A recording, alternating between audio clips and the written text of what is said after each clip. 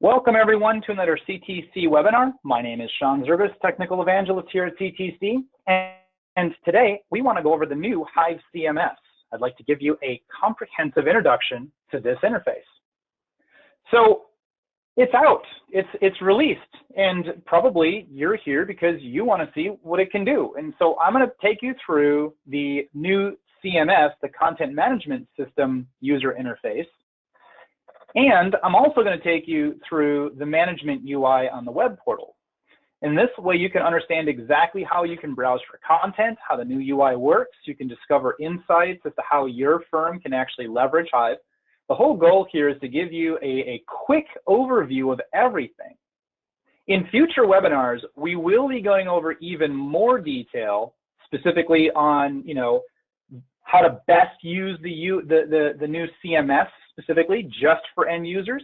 And we'll also go over the management portal in even greater depth than we have time for today. As always, we are always open to your questions. Throw them in the questions window. If I can answer them in line, I will. We've also reserved a huge Q&A session at the end because I'm sure many of you are going to have tons and tons of questions. So by all means, get those questions ready. What am I going to talk about today? Well, I want to talk about how you can access the new Hive CMS once it's installed, what it looks like. I'm going to take you through the interface. We're going to do some content browsing, and at the very end, I'm going to show you how you can get your hands on the suite. And in case you're brand new to Hive and you've never heard of it before, let's talk about why Hive in the first place.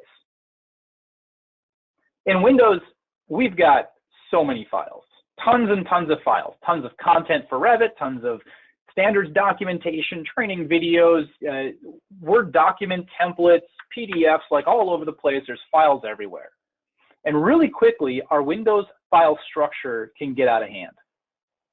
File naming usually isn't the best way to identify something. I mean, sometimes it's pretty good, but in the case of Revit content, for example, there's data inside the families that we sometimes want to search by. Manufacturer name, which may not be a part of the file name.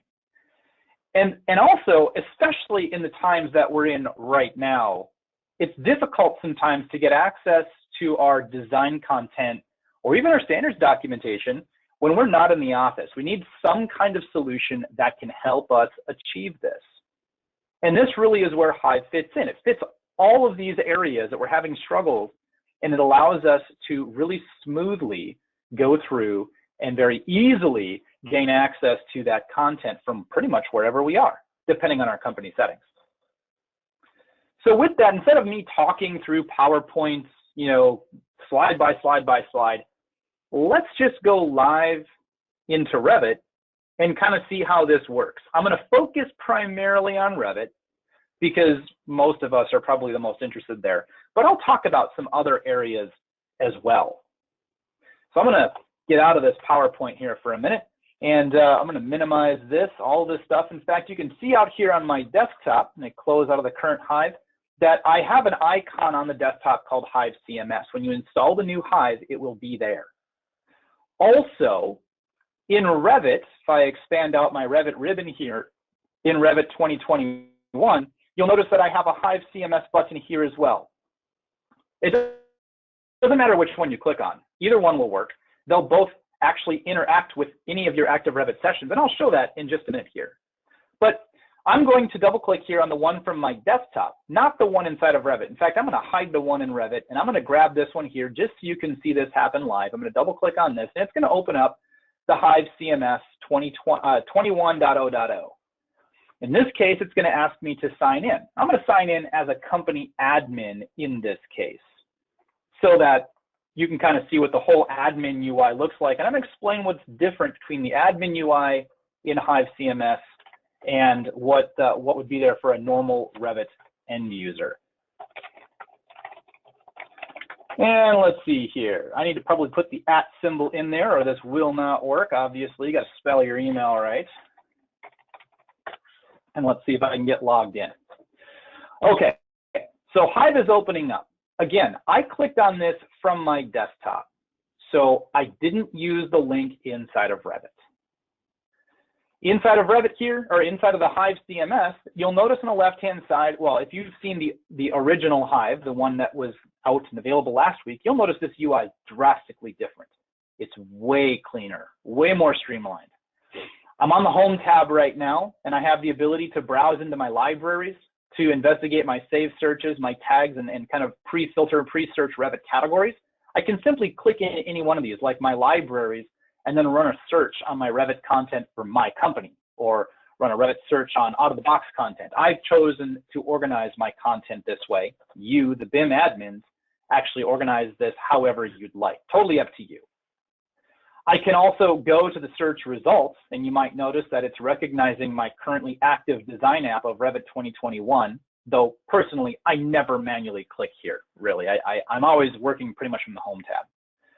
I can manage whatever saved searches I've got. Being a company admin, I can actually generate saved searches for the whole firm and distribute them to everybody. And I'll show you that maybe in a little bit here. And I have the ability, because I'm an admin specifically, to add content. In fact, the 3 things that are going to be unique to being an admin that you can see right now is add content, the management portal access, and configuring what this home page looks like. If I wasn't an admin of Hive, basically, I wouldn't have those things. I would just have the main UI, but everything else is the same. So whatever I'm doing right now, other than adding content, you can pretty well do as a general end user of Hive. So let's try it. Let's do a search. In fact, let me use one of my saved searches here. I'm going to use the company templates saved search. At this point, I'm in Revit 2021. It's the only version of Revit that I have opened.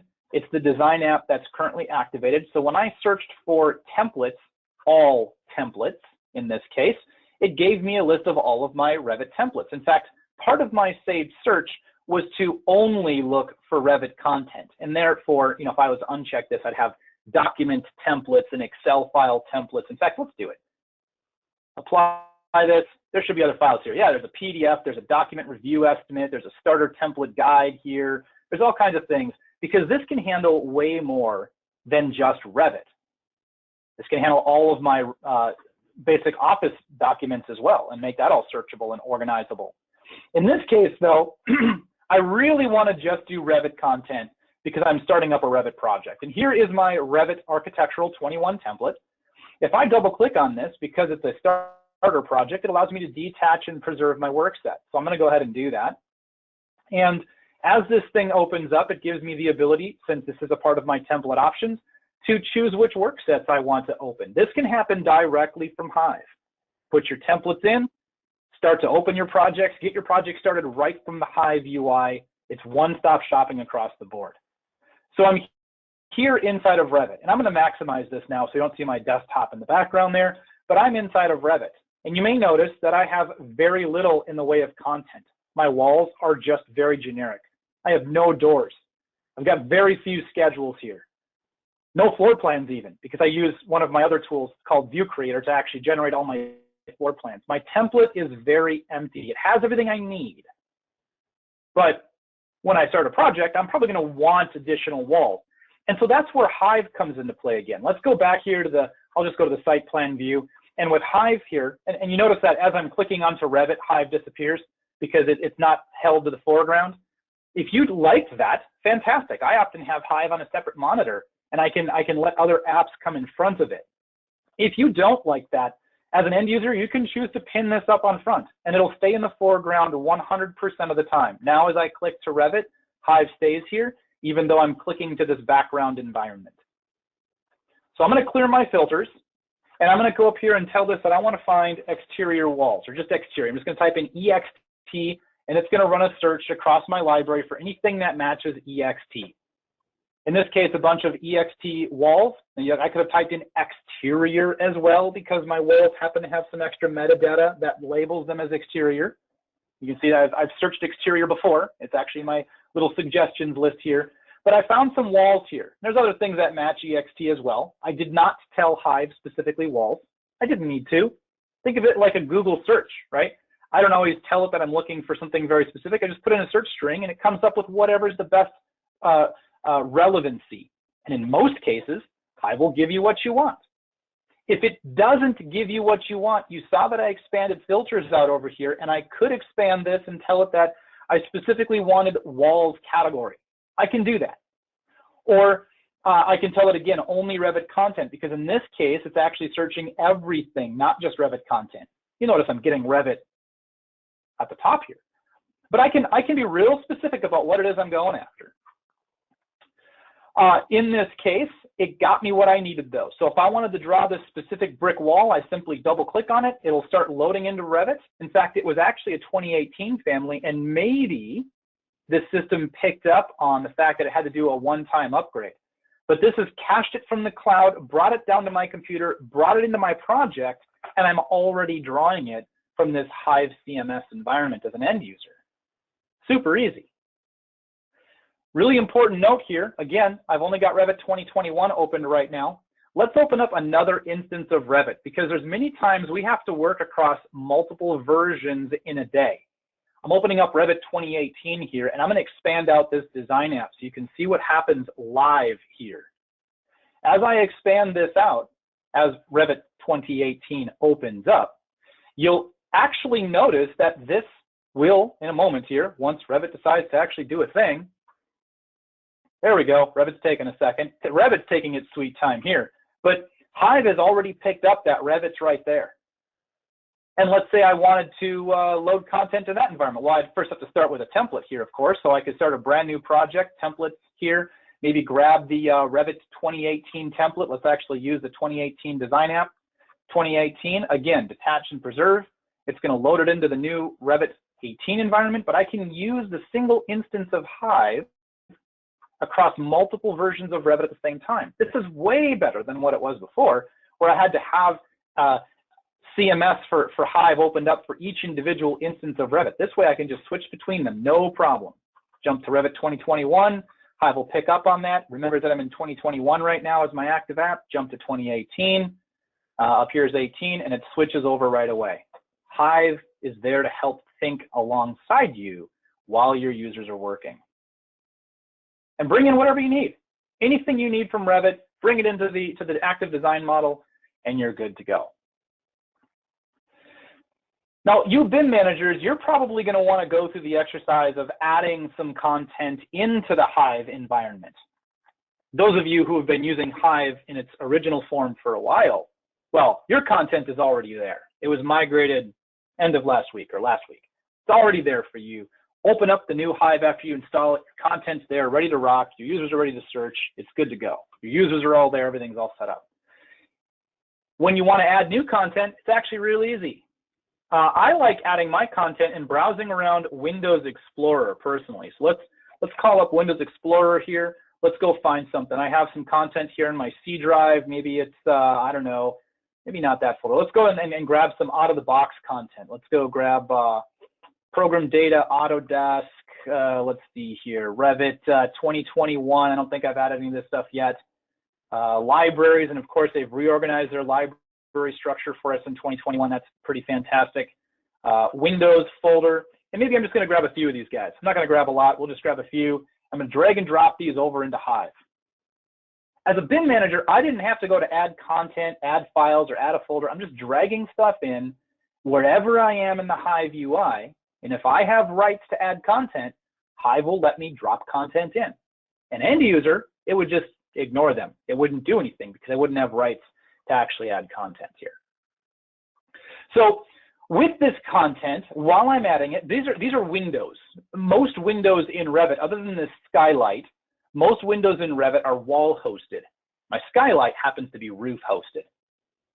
When I'm adding these, the previews right now are all sort of different, right? This one has a wall with the window in it. This one is just the window. This is just a window in 2D elevation. This one here is in 3D. I want them all to look the same. I want them all to function the same. So if I want to control my previews, I can jump over here to my content processor settings. Hive actually can understand with the Revit settings exactly how to generate your previews. So on my general settings, I can do things like turning off light sources for lighting fixtures and turning off host elements. So my show host element is not on. If I have room calculation points and flip controls and visible lines, reference planes, dimensions, you name it, all those things are turned off so that I get a really clean representation of just my family. Now, in my appearance settings here, I can also do other things, like all of my wall-hosted geometry has a specific view, 3D left, back, top. It's got a realistic representation, and if I could see to the far right, it also would tell me that it's a fine detail level. Most of my content is showing 3D front, right front top, realistic and fine. But when you deal with wall-hosted components, they need to look a little different because the quote-unquote front of the wall is actually what most of our families would consider back. And so for my wall-hosted stuff, I'm actually telling it left, back, top. Now, if I've got ceiling-based stuff, if you're doing architecture type work, you've got ceiling-based work, you may want to see that preview from the bottom, the visible side. So I've got this set to right, front, bottom, and face-based, and roof-based, floor-based, things like that I can show however I'd like. Now, my roof-based stuff, I want it to be right, front, top. That's fine. So it's going to use my default. But I can go into any one of these things and control specific category and hosting options and make different appearance templates for each one of them as I desire. This gives me the best possible ability to control my previews before they even make it into Hive. Now, something else I want to point out. When I'm up here searching, you can control exactly the parameters you want users searching through and that metadata when they're finding stuff. It will always search the file name. It will also always search type names. But maybe I only want the parameters to search manufacturer and model number, and that's it. Or maybe there's others.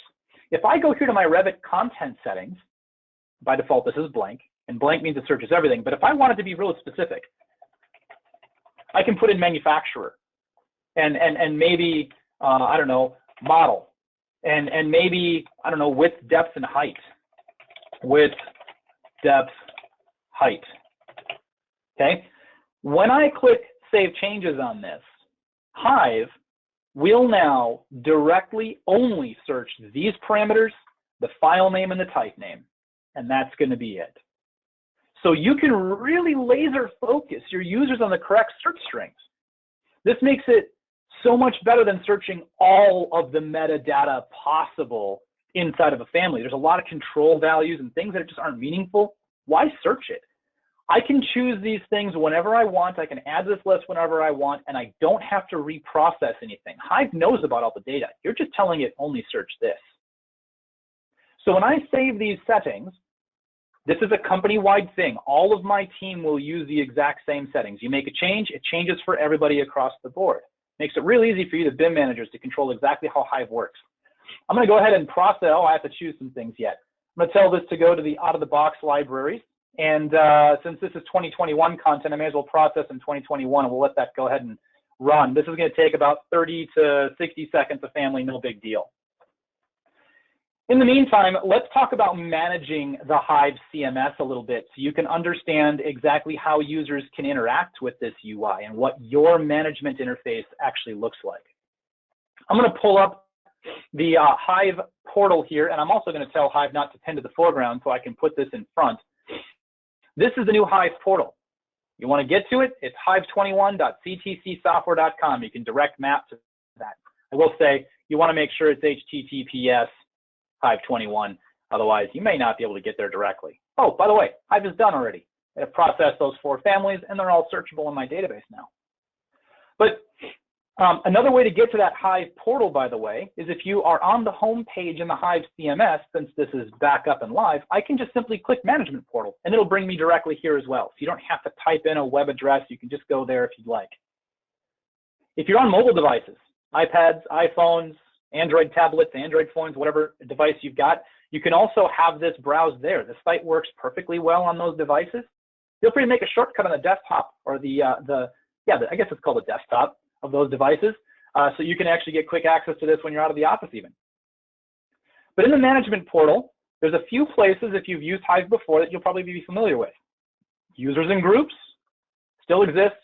Much cleaner UI, by the way, but still exists. You can go here to users. You can add any users you need. You can control the rights of those users. Your user groups are right here as well. You leverage these user groups in Hive CMS to control rights and access to libraries. If you're a BIM manager, you're an organization admin or a user admin in this Hive environment, you can access this area and you can go through and do the administration to add users and whatever. And again, those of you who have been using Hive before, your users and groups, your libraries are already here. The CMS portion specifically, the content management side, all that management has moved from the installed app directly here. So again, on your tablets, your iPhones or whatever, you can go here to the CMS and you can manage your libraries, you can manage access to libraries, tags, organization-wide settings of how Hive itself is going to work. All of that can be done directly from this web portal. Specific point of note, when I go into my libraries, the permissions here by group, they are exactly the same as they were before. One name has changed. My BIM manager's role here used to be library admin. We've changed the name to manager. Simple thing, just wanted you guys to know. Consumer and contributor, same level of rights. So if I was logged in as an end user, I could very easily contribute feedback to this Revit Content corporate library that I've got set up here. As a BIM manager, if I log in, I have manager access, meaning I can add content all day long and administer the content in this library. And my consultants and partners, if I want to invite outside people to this library, I've given them consumer level rights. They can find it, they can search it, they can use the content, but frankly, my outside consultants, I don't want their feedback, so I've made them just consumers. But this kind of rights control is totally up to you. So your library management in the CMS in this portal is pretty much the exact same as it used to be in the old app, the old Hive app. And for those of you who've never seen that app, well, hey, bonus to you, super easy UI. There's another portion of Hive that I want to mention. It's called the Project Activity Logger. You can choose to leverage this if you want. You don't have to, but you can choose to use this. For that to work, one of the best ways here is to go to the Projects tab and to create for yourself logical projects, the same kind of project logical buckets you'd have on your network. And once you've installed the Project Activity Logger and configured it, we have a special webinar to talk just about that coming up real soon, so pay attention to our webinars on that. But once you've got that fully configured, you can go here to paths, to any of these unmapped paths, and point them directly to projects so that as models get opened up out of these paths, and these paths automatically manifest as users are working. But with this, when users are opening and saving their projects, these paths show up, you associate them to a project, and all that project data about those Revit models starts to be contained within these little buckets here of these projects. Well, what does that actually mean? What does that do for you? Well, I haven't shown you the best part of this new Hive UI here in the management portal. That's over here on the dashboard. The dashboard is a series of reports that, based on your users, based on your projects, if you choose to leverage that part, and based on your setup of the CMS and how users interact, it gives you feedback here. So if I go to the enterprise level, I can see things like how many users I've got. I've got a small little demo company here. I've got 9. I can see how many people in my company are active, how many total projects I've defined, and total libraries I have. But I can also see user statistics. Again, total users and how many of those are new. But I can start to isolate people by office, understand who's assigned where, and by different users by department. I can see that kind of information and how they're configured. This is a direct result of what's been done over here in the users and groups. If you're using the Project Activity Logger, you can also understand how Revit versions are distributed across your company. In this case, you can see that I've recently opened Revit 2021 with the base install. And so this information is automatically populated as users are just working. This is very meaningful for those of you in the BIM management side, making sure you have all of the most recent versions on all of your projects. This is great. Also, the Revit Add-Ins part here, understanding what Revit Add-Ins are installed across the company. Knowing that can help you understand if there's conflicts between add-ins. And this is way more than just CTC add-ins. This is all add-ins.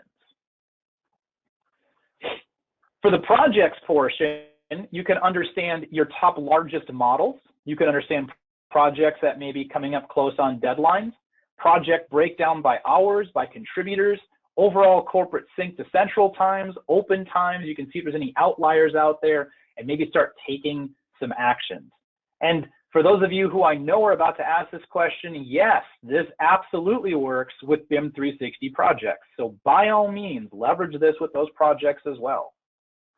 I can understand with project summaries, things like a specific project here, how many days until issue, who is actually working on that project, who's been contributing to it, the largest models in that project environment as well. I can start to understand all of this so I can best strategize how I need to do, if I need to take any action on those projects and what I might need to do.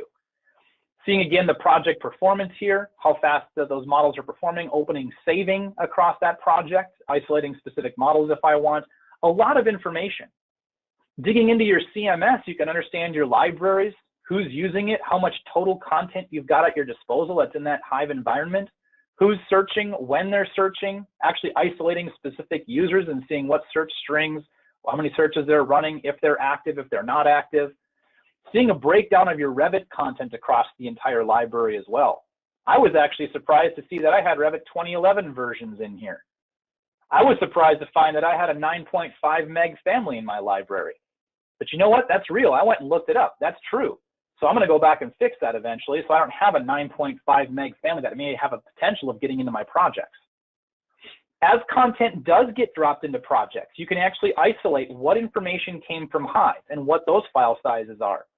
I actually didn't realize that I dropped into my office building a 5.2 meg diffuser. I wasn't expecting that. It's an architectural project. It probably doesn't need that diffuser, but it was in there. And I can see that it was dropped. In the future, as we expand upon this, you'll be able to possibly even see maybe who dropped that in there. But, you know, it's not their fault. It was in your library. You gave it to them, right? I can see a breakdown of tags. I can see how my tags are being used, what tags are most popular. I can also see if those tags have ever actually been searched. So assigned to something is if they're in use, but has anybody actually searched it? I mean, if I'm going through and putting all this effort into building this tagging environment, I want to make sure people are leveraging that. And so I can start getting insights into all of this. And the more you think of, let us know. If you're like, hey, Sean, I want to know about this thing, this metric, this whatever, you tell us those kinds of things, and we always listen to your feedback and try to incorporate that information as rapidly as we possibly can. So don't be shy. Give us feedback on this environment. But this is your management portal. This management portal, directly in collaboration with the Hive CMS itself and with the project activity logger, will really make it easy for you, the BIM managers, to know what's going on. And it makes it super easy for everyday Revit designers, technicians, architects, engineers, whatever, to be able to find their content in one place. I can do all of my content searching right here. Templates, system families, component families, schedules, typical details, model groups, sheets with details already on them, you name it. You can put pretty much anything you need to into Hive and be able to have your users find it in one place. And Hive now works with all the supported versions of Revit all the way back to 2017. So no need to have multiple environments for users to go searching. All right, I've given you quite, I think, a comprehensive overview of the Hive environment. I want to jump back into my PowerPoint for just a minute here and talk about a couple of things so we can kind of close this out. And then I'm going to open it up for questions, and we'll just jump through all the questions that have rolled through. I want to kind of throw some conclusions out there. Hive allows searching all of your content. It doesn't care what folder it's in. It searches the metadata, including any custom tagging you put on it to make it super easy to find anything. I didn't mention this directly, but Hive has the ability to host the content you've got in the cloud as well, especially in our environments working today. It's rather inconvenient to have people need to go back to your network and VPN in to find content. Well, Hive can selectively host that content in the cloud, and it doesn't change the pricing of Hive. Hive is Hive. You get all of these features, all the metrics, all the management stuff, the hosting of content in the cloud as much as you need. You can use that, or if you really want to, you can exclusively host on your network. Or you know what? You can mix and match. You can put some content in the cloud and keep some on your network. If you've got some sensitive content, maybe you don't want cloud hosted. You make that choice. It's totally up to you, and it's natively built into Hive.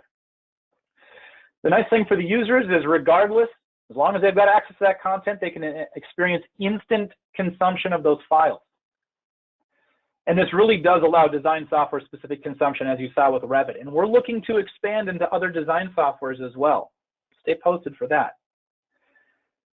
And fantastic news here, this user and group management can be done from any web browser you've got. You want to use your tablet, your phone, your desktop computer, you name it, you browse to it, you can go ahead and do that management. So definitely leverage that. And as I just mentioned earlier, you can go to hive21.ctcsoftware.com. You can log in there, use your smartphone, tablet, I just mentioned that. Go ahead and leverage those things because, man, what's easier than whipping out your phone, logging into that Hive website there, just put the icon there on your desktop, click on that, get logged in right away, do your management, and you're good to go. Thank you all, and have a fantastic day.